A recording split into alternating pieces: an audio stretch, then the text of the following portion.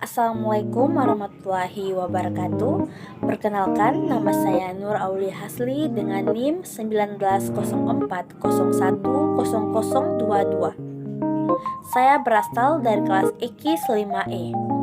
Pada video saya kali ini, saya akan menjelaskan terkait analisis investasi. Berikut adalah penjelasan-penjelasan yang dapat saya sampaikan. Semoga penjelasan-penjelasan dan informasi yang dapat saya sampaikan bermanfaat bagi teman-teman sekalian. Yang pertama yaitu pengertian dari analisis investasi. Apakah itu analisis investasi? Analisis investasi adalah istilah luas untuk berbagai metode evaluasi investasi, ekspor, industri, dan tren ekonomi. Hal ini dapat menetapkan pengembalian masa lalu untuk memprediksi kinerja masa depan, memiliki jenis investasi yang paling sesuai dengan kebutuhan investor, atau mengevaluasi sekuritas individu seperti saham dan obligasi untuk menentukan risiko potensial hasil atau pergerakan harga. Analisis investasi adalah kunci dari strategi manajemen portofolio yang baik. Selanjutnya yaitu memahami analisis investasi. Analisis investasi perlu juga dipahami. Tujuan dari analisis investasi adalah untuk menentukan bagaimana kemungkinan besar kinerja suatu investasi dan seberapa cocok untuk investor tertentu. Faktor kunci dalam analisis investasi termasuk harga masuk yang sesuai, jangka waktu yang diharapkan untuk mengadakan investasi, dan peran yang akan dimainkan investasi dalam portofolio secara keseluruhan. Dalam melakukan analisis investasi, reksadana misalnya, investor melihat bagaimana kinerja reksadana dari waktu ke waktu dibandingkan dengan benchmark dan pesaing utamanya. Perbandingan dana rekan termasuk menyelidiki perbedaan kinerja, rasio pengeluaran, stabilitas manajemen, pembobotan sektor, gaya investasi, dan alokasi aset. Dalam berinvestasi, satu ukuran tidak cocok untuk semua. Sama seperti ada banyak jenis investor dengan tujuan, cakrawala waktu, dan pendapatan yang unik, ada peluang investasi yang cocok dengan parameter individual tersebut. Selanjutnya yaitu pemikiran strategis. Analisis investasi juga dapat melibatkan evaluasi strategis investasi secara keseluruhan dalam kaitannya dengan proses berpikir yang digunakan untuk membuatnya kebutuhan dan situasi keuangan orang pada saat itu. Bagaimana kinerja portofolio dan apakah sudah waktunya untuk koleksi dan penyesuaian?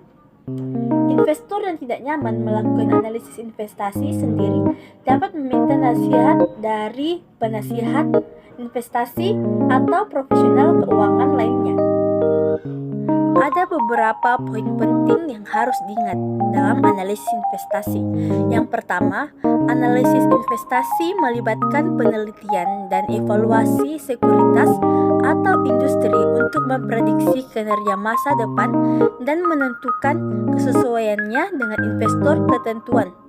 Yang kedua yaitu analisis investasi mungkin juga melibatkan evaluasi atau pembuatan strategi keuangan secara keseluruhan.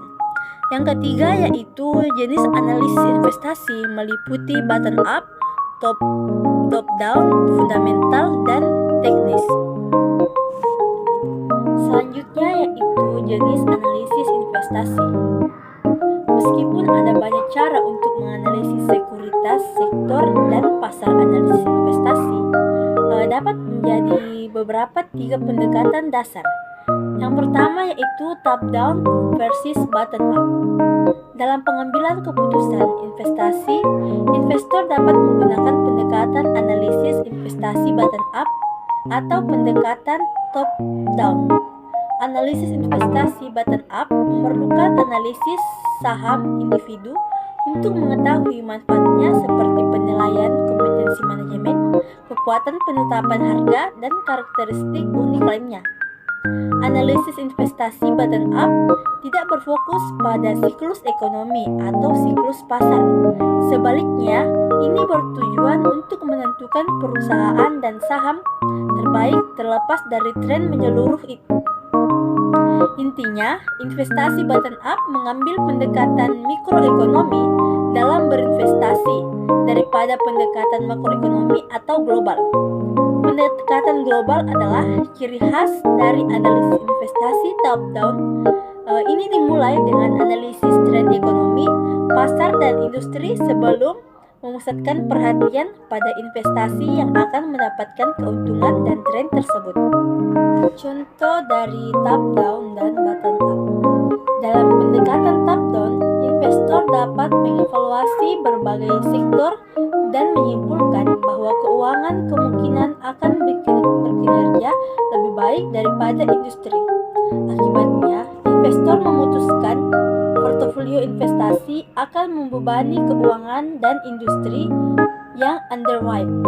Kemudian, saatnya mencari saham terbaik di sektor keuangan.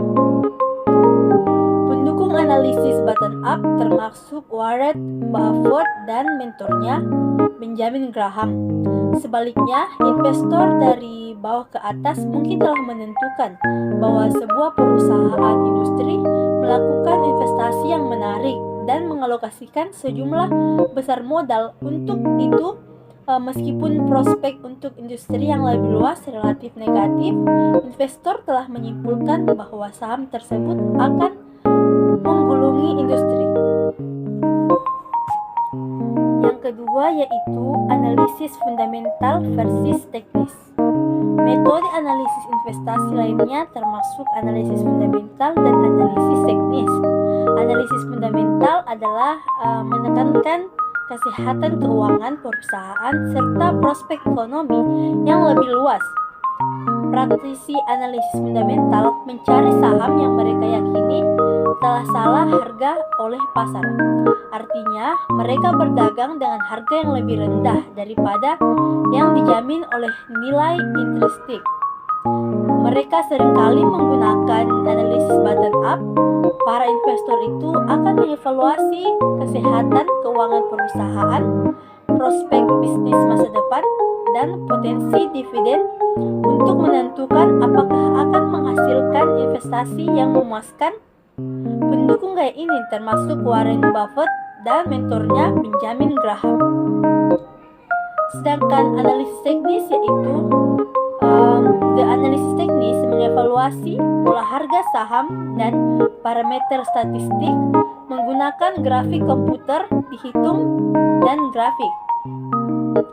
Tidak seperti analisis fundamental yang mencoba mengevaluasi nilai intrinsik sekuritas, analisis teknis berfokus pada pola pergerakan harga, sinyal perdagangan, dan berbagai alat bagan analitik lainnya untuk mengevaluasi kekuatan atau kelemahan sekuritas. Pedagang harian sering menggunakan analisis teknis ini dalam menyusun strategi dan menentukan waktu aktivitas pembelian dan penjualan yang mereka lakukan.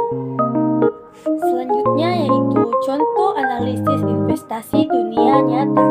Analisis riset sering meliris laporan analisis investasi pada sekuritas individu, kelas aset, dan sektor pasar dengan rekomendasi untuk membeli, menjual, atau menahannya.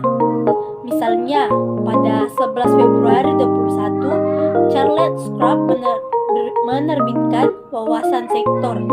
Pandangan tentang 11 sektor ekuitas. Laporan tersebut memberikan prospek 3 hingga 6 bulan pada 11 sektor saham utama yang mewakili perekonomian yang lebih luas. Di antara sorotan analisis Swiss melihat ada beberapa sektor layanan komunikasi yang meliputi penyediaan layanan telekomunikasi, media, hiburan, dan media interaktif. Dalam catatannya, para analisis mengatakan bahwa meskipun perilaku tinggal di rumah terkait pandemi baik untuk beberapa perusahaan sektor ini, dengan permintaan streaming yang meningkat, permintaan untuk TV tradisional dan kabel telah turun yang telah merugikan pendapatan iklan.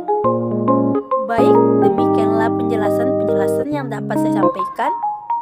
Kurang dan lebihnya mohon dimaafkan. Saya akhir dan ucapan wabillahi taufiq wal hidayah. Wassalamualaikum warahmatullahi wabarakatuh.